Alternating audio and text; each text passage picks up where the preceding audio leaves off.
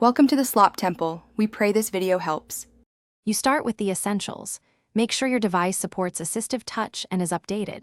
Next, enable Assistive Touch and Accessibility and place the floating button where you can reach it. Once done, open the Shortcuts app because you'll use it to repeat actions automatically. Create a new shortcut or custom gesture now. This ties the touch sequence to a repeatable trigger.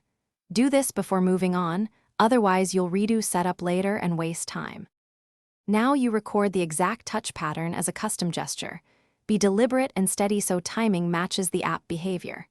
Then build a shortcut that runs that custom gesture and add a repeat mechanism.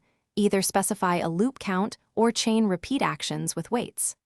Once the shortcut works manually, convert it into an automation. Choose time, screen tap, or another trigger so the gesture runs when you need it. Make sure delays align with app load times to avoid missed taps. Finish by testing the automation thoroughly. Run it several times so you catch timing issues or missed inputs. If taps fail, increase wait durations or slow the custom gesture. That helps when the target interface takes time to respond. Make sure no other accessibility tools conflict and restart the device if behavior is inconsistent. One key troubleshooting tip: if repeats stop working after an update, re-record the gesture and resave the